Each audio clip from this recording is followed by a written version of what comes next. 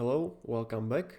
This video will be a quick tour of the video config file which has been auto-generated here, so let's open it.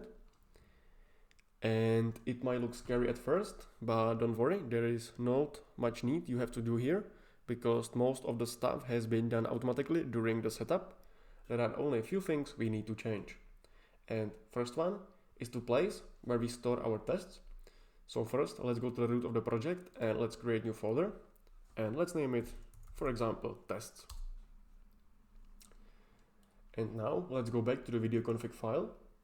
And as you can see, the first thing you can set here is a runner, and we have specified local because we will be running our tests from a local machine. Next, we have a path to the test, and this one needs to be updated. Since we have created a folder test here, let's just modify it. We can leave it here like this. And basically this will run all the JavaScript files inside the tests folder. And since we will be adding only the test files here, it's completely okay to leave the path like this. Next, you have path to exclude.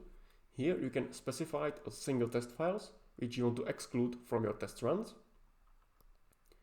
If you scroll down here, you have some configuration for the browser, how many instances you want to run, what are the capabilities.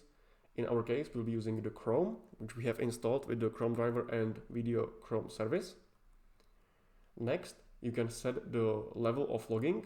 You have some options. We have set info by default, but you can change it to trace, debug, warn, error, or silent. Again, it's up to you which you want to use, but I prefer to stick with the info. One important option is bail, and if you set it to 0, it will don't bail and run all the tests, but if you set it to 1, it will terminate the process after the first failed step. Again, let's leave it on 0.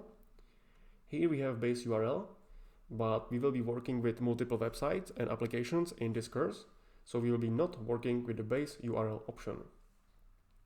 Next is wait timeout. And this means how long will WebdriverIO wait for all wait for commands until it will basically mark the process as failed. Let's leave it on 10 seconds. Also, we have some connection timeouts and count. We can leave it by default. As you can see, we are using Chrome driver service. Framework is Mocha. Reporter is spec. And there is one thing we need to do, and that is a put value of port here. So let's use port, and the value is 4444. Even though we will be not working with the port, but you have to specify any value. You just can't leave the video config file without specifying the port. Otherwise, you might get error during the test runner. So remember, you have to put some port here, even though we will be not working with that. So here you see some Mocha options, and here are the hooks. And I'm gonna skip the hooks for now because they are kinda advanced topic, and I'm gonna discuss this later in the more advanced topic sections. But for now, let's just save it. And this is all important you need to know about this configuration file. As you can see, there is also a lot of commands, so if you are confused by something, feel free to read it, and it will basically explain all the parts of the configuration file. So I think that's it for now. And in the next video, we're gonna set up Prettier and Babel and actually wrap up and finish our project preparation. So thank you and see you in the next video.